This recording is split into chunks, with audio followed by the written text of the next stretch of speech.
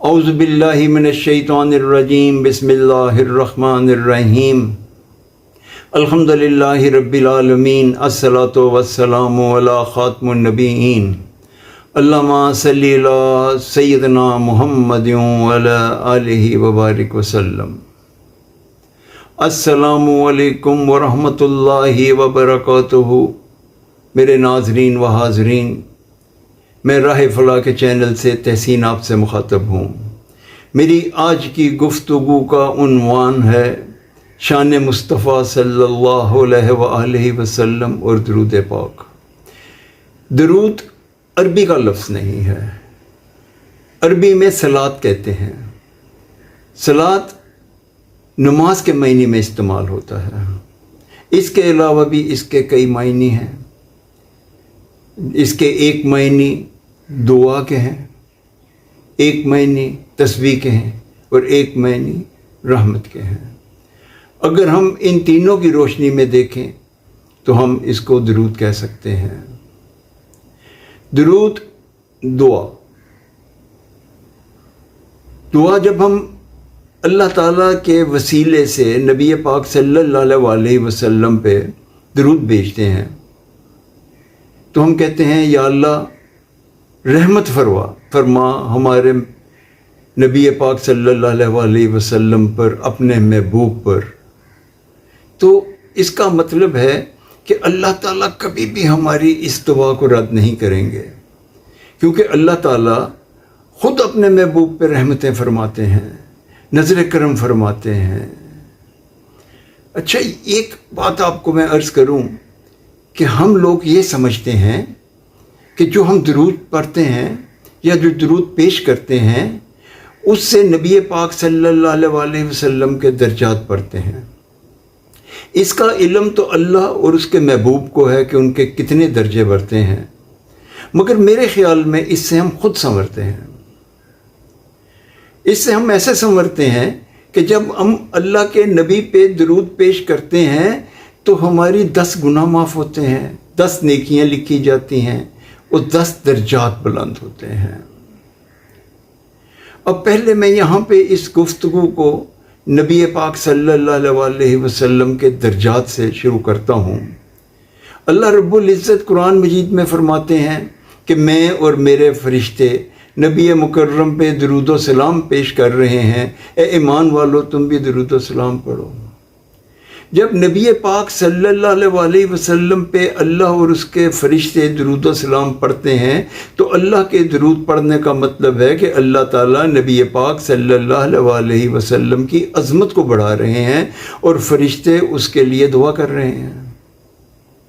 اب فرشتوں کی تعداد دیکھ لیجئے، زمین پہ تو اتنے فرشتے ہیں کہ اگر ایک فرشتہ حرم کا طواف کرتا ہے تو قیامت تک اس کو موقع نہیں ملے گا کہ وہ دوبارہ طواف کرے۔ آسمانوں پہ فرشتے ہیں، عرش معلیٰ پہ فرشتے ہیں، بیت المعمور کا طواف کر رہے ہیں فرشتے، اتنے فرشتے، اور اللہ خود نبی پاک صلی اللہ علیہ وسلم پہ جب درود و سلام پیش کر رہے ہیں تو آپ یہ دیکھیے کہ اللہ رب العزت نبی پاک صلی اللہ علیہ وسلم کی کتنی شان بڑھا رہے ہیں۔ اللہ رب العزت نے نبی پاک کو حوض کوثر عطا کی، حوض کوثر، اور اس کے بعد مقام محمود پہ بڑھانے کا وعدہ کیا۔ یہ دونوں مقام ایسے مقام ہیں کہ جہاں تک ہماری عقل کی رسائی نہیں ہے، ہم نہیں پہنچ سکتے کہ ان کے کیا درجات ہیں اور یہ کتنے بڑے ہیں۔ اس کے علاوہ قرآن مجید میں اللہ تعالیٰ فرماتے ہیں وَرَفَعَنَا لَكَ ذِكْرَكَ، اے محبوب میں نے اپنے ذکر کے ساتھ تیرا ذکر بلند کیا۔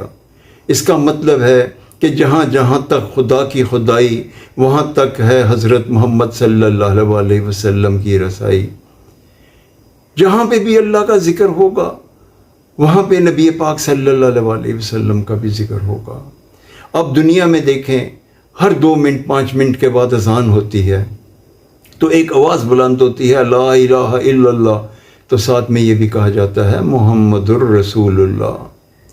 ہمیں اس چیز سے اپنے نبی کی شان کا اندازہ لگانا چاہیے، گو کہ یہ شان ہماری عقل میں نہیں آ سکتی، مگر ہمیں تھوڑا سا یہ سوچنا چاہیے کہ ہمارے نبی پاک صلی اللہ علیہ وسلم بہت شان والے ہیں. اور نبی پاک صلی اللہ علیہ وسلم کا جو میں پہلے ذکر کر رہا تھا کہ ہم سوچتے ہیں کہ ہمارے درود پڑھنے سے نبی پاک صلی اللہ علیہ وسلم کی شان بڑھتی ہے، اس میں کوئی شک نہیں. اللہ رسول کا رسول جانتے ہیں کہ کتنی بڑھتی ہے، مگر نبی پاک صلی اللہ علیہ وسلم کو اپنی امت سے بہت پیار ہے. نبی پاک صلی اللہ علیہ وسلم تعلیم فرماتے ہیں کہ جب میرا نام لیا جائے تو مجھ پہ درود پڑھو، جب میرا ذکر کیا جائے تو مجھ پہ درود پڑھو، یہاں تک کہ کثرت سے درود پڑھو. جو مجھ پہ کثرت سے درود پڑھے گا وہ روز محشر میرے اتنا ہی قریب ہوگا. اب روز محشر قیامت کے روز کو کہتے ہیں. سوا نیزے پہ سورج ہوگا، پانی ابل رہا ہوگا، انسان بھنوروں کی طرح ادھر ادھر بے چین پھر رہا ہوگا، ماں بچے کو اور بچہ ماں کو نہیں پہچانے گا، اس نفسا نفسی کا عالم ہوگا. تو جو نبی پاک صلی اللہ علیہ وسلم پہ کثرت سے درود و سلام پڑھتے ہیں وہ آپ کی رحمت کی چادر میں ہوں گے. اللہ اکبر. اور نبی پاک صلی اللہ علیہ وسلم نے یہ بھی فرما دیا کہ جو مجھ پہ کثرت سے درود پڑھے گا یہ درود پل صراط پہ اس کے لیے نور ہوگا.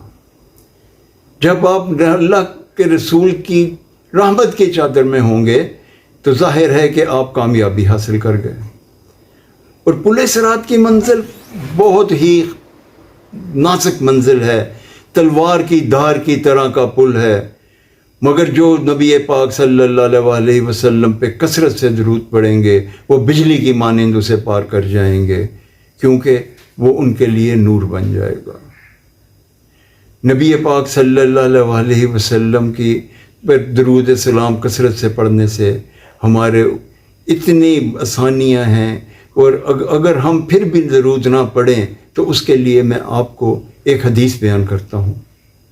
ایک دن نبی پاک ممبر رسول پہ چڑھ رہے تھے. جب آپ نے پہلی سیڑھی پہ قدم مبارک رکھا تو آپ نے آمین کہا، دوسری پہ رکھا پھر آمین کہا، تیسری پہ رکھا پھر آمین کہا. میرے دوستوں، میرے بھائیوں، جب صحابہ اکرام سب اس معمولات سے فارغ نبی پاک صلی اللہ علیہ وسلم ہوئے تو انہوں نے پوچھا، یا رسول اللہ یہ کیا ماجرا تھا؟ نبی پاک صلی اللہ علیہ وسلم فرمانے لگے، جب میں پہلی قدم سیڑھی پہ رکھا تو جبرائیل امین حاضر ہوئے اور انہوں نے فرمایا کہ یا رسول اللہ جب میں دعا مانگوں تو آپ آمین کہیں گے. انہوں نے پہلی سیڑھی پہ یہ دعا مانگی کہ جب آپ پہ آپ کا نام لیا جائے اور جو آپ پہ درود نہ پڑے اس کی ناک خاک آلود ہو. تو میں نے آمین کہا. اب اس چیز کا یہ اندازہ کیجئے کہ دعا کرنے والے امام الملائکہ اور دعا آمین کہنے والے امام الانبیاء. ہمیں اس چیز سے سبق حاصل کرنا چاہیے اور ہمیں اللہ تعالیٰ رب العزت سے یہ دعا کرنی چاہیے کہ اللہ تعالیٰ ہمیں درود و سلام پڑھنے کی توفیق عطا فرمائے. یا اللہ ہمیں ہمیشہ اپنے محبوب کی کبریائی بیان کرنے کی توفیق عطا فرمائے. ہمیں ہمیشہ درود و سلام پڑھنے والا بنائے. میں اپنی گفتگو کا یہیں پہ اختتام کرتا ہوں. وآخر دعوانا الحمد للہ رب العالمین. اللہ اکبر. السلام علیکم ورحمۃ اللہ وبرکاتہ.